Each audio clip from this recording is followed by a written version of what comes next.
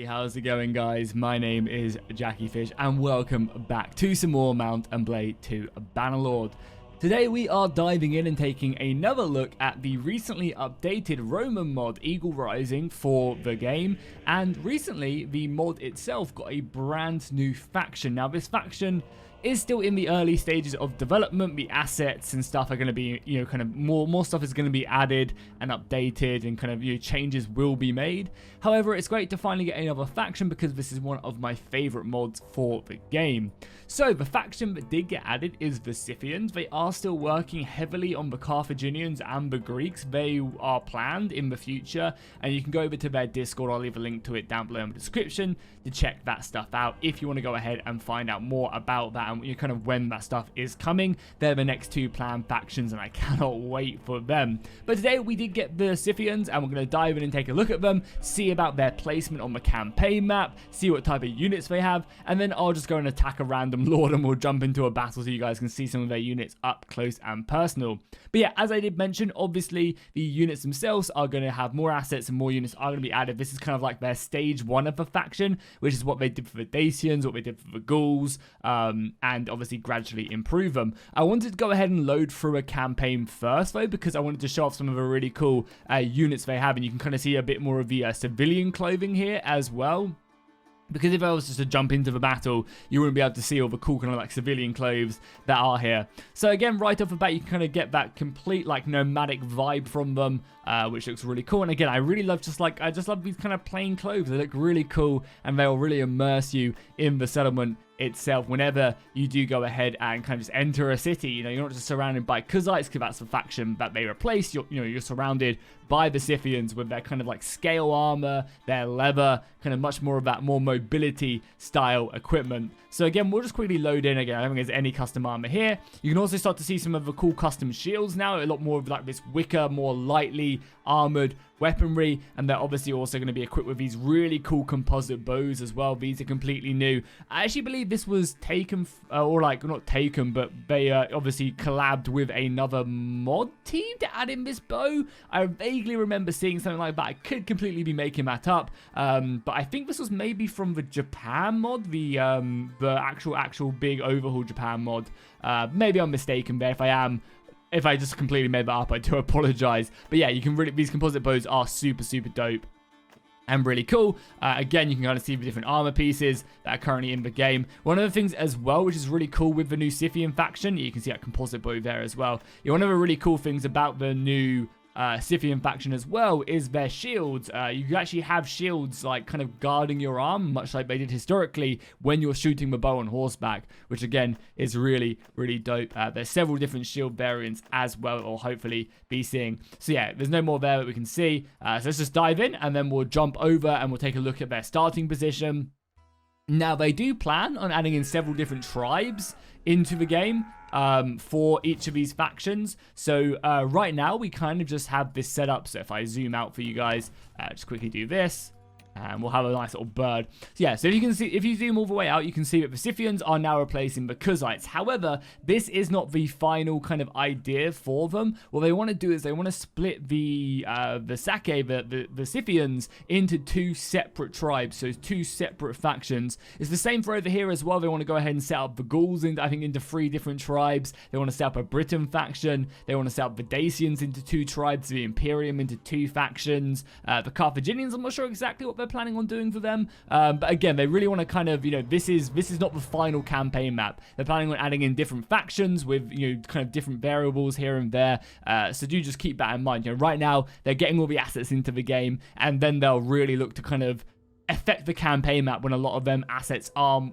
done, and we have the factions. I think the Greeks themselves, they want kind of like one main Greek faction and then like 2 city-states like Athens and Sparta with their own custom units, which sounds so goddamn cool. It really does. But as you can see, obviously right now they are just kind of taking up residence where the Kuzites are, which is absolutely fine. It kind of adds a nice little kind of nomadic faction out here with some cool assets that aren't just for Kuzites. If we go over to take a look at their cities right now, and I go into one of their cities, or just show you guys this, you can obviously see the custom armor that they do have on, and you can also see some of the really awesome Lord armor as well. I absolutely love this Lord armor. I think it looks super dope, and that's going to be the same for, I think, all of the Lords as well. If you go again, just a different one right here, you can kind of see that armor looking so cool. It'd be really cool as well in Bannerlord if they allowed you like full screen this, or like go into like a bigger screen rather than this pop out. I think it'd be actually really cool, kind of just getting like a preview of him or something, much like when you go to like the clan screen, you can bring that up. Sorry, I'm going a bit off topic, but I think that'd be really, really cool to be able to do that. So if we take a look at the units, so if I go to the recruitment, so this is going to be the noble troop line right now. There's obviously the normal troop line and then the noble troop line. So we just have the tribal raiders, which is obviously a horse archer. I think so far they have 60 bow skill at tier 1, which is pretty good, and 40 riding. Definitely not something to complain about. Tier 2s, again, you can see the armor slowly upgrades. Kind of got a bit more of a thicker chest, and obviously that helmet will be giving a little bit of armor. 10 head armor is actually pretty good overall. And they have that step short bow as well, and also a ton of arrows. So like, what, 48 arrows? Not bad with 2 pierce. These nobles are going to be pretty deadly at tier 3. And then stat-wise, 90 bow skill, 70 riding. Then we get a bit more of a heavily armored ones. Again, you can kind of see that helmet being added, which is good. Stat-wise, 120 bow skill and 100 riding for tier 4s. And then the final tiers, you can see much more heavily armored. Their chest going up to 30 body armor. Still nowhere near the Romans. I think the Roman body armor from the Segmentatum is like 50 maybe. It's definitely up there. So obviously, you know, in a straight up armor off is going to be a big deal right there. That bow does 62 pierce damage. You got really good arrows as well, and obviously as well their bow skills up to 150, and also the riding. Then if we go over, if I find a town or something that hasn't just been recruited from, and we go over here, and we recruit, and we go to some of the noblemen, you can then see the infantry. So we just have the normal nomads, nothing really crazy. We can see they got a wicker shield. Then you go down to these guys, the footmen. Yeah, again, they do have a shield. You can't really see it, but it's going to be that wicker small shield. You have some spearmen. You know, we'll see it down to your spear line. Obviously, the tower shields are going to be pretty decent. That's going to kind of do a decent job. You can see, obviously, the elite tier 5s. Yeah, tier 5s of them have that amazing Lord chest piece, which is really good. And these obviously also have like an archer line right here. But again, the majority of your line is going to be onto the cavalry. I don't think they have... Is these ones? No. I don't think they have like a normal melee cavalry route. Oh, they do. Sake Lancers? Oh, and they have the entire route here as well. Oh, because I was on these guys. Yeah, okay. So this is the other half of their line. I was going to say, it seemed a bit weird that they didn't have like a melee cavalry. But yeah, the heavy lancers seem like they're going to kick some ass when they get stuck in. And that should be everything. Obviously, their caravan guard is just normal horse archer. This actually looks really deadly. And they have decent stats. And obviously, not a bad setup. So that's their caravan guard. And I think that's everything. Heavy horse archers, we already looked at these guys. That's the noble troop line, obviously. Yeah, they're the tier 2s. I mean, obviously, you have everybody else. So, yeah, that's going to be that. And obviously, their militia units, just kind of pretty basic units. Nothing to write home about. And obviously, you can see their veteran spearmen, just basically with that tower shield.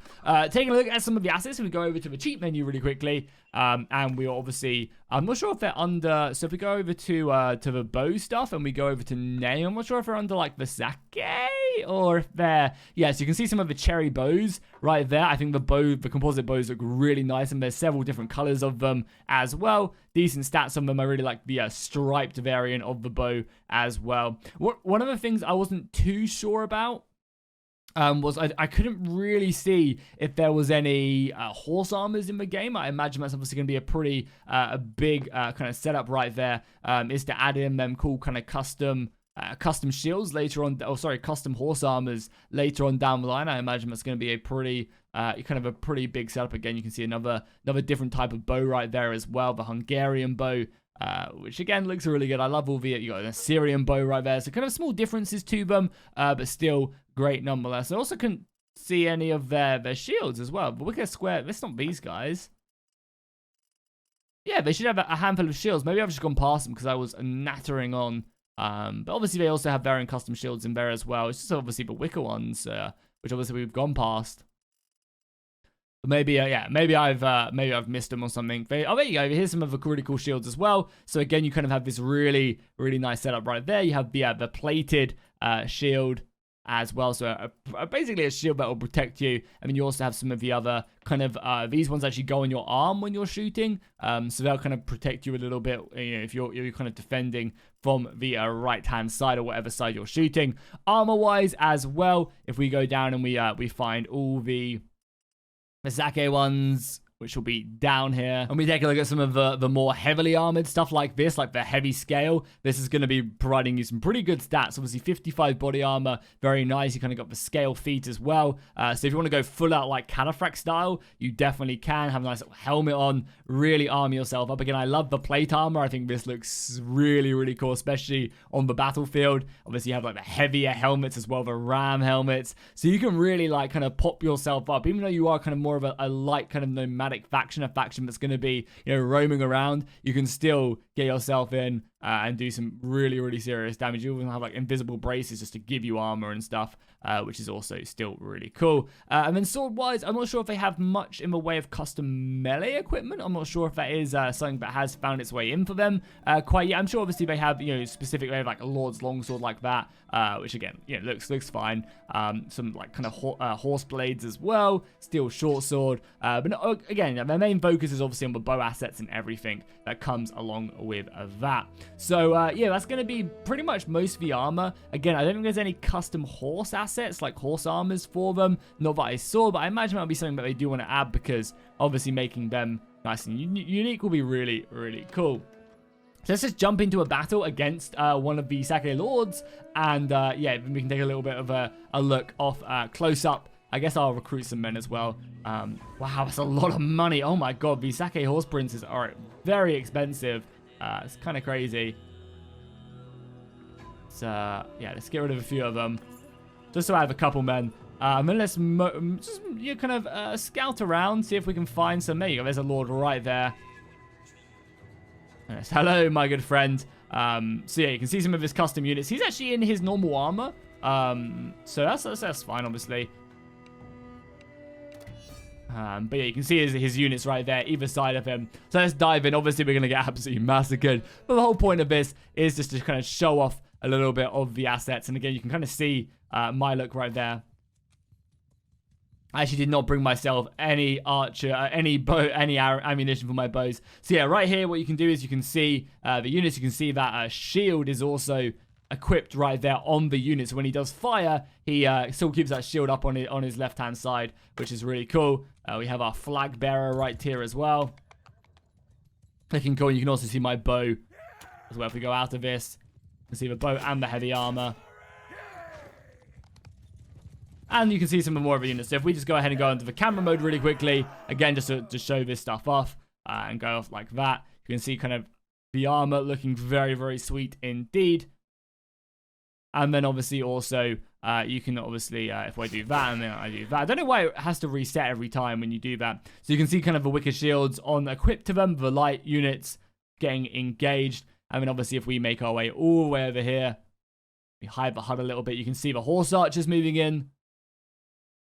Custom armor, the more elite dudes like that. I mean, that looks really cool. I love the look of this new Scythians, obviously in that heavy armor as well. Got the plated leg or the scaled leg armor.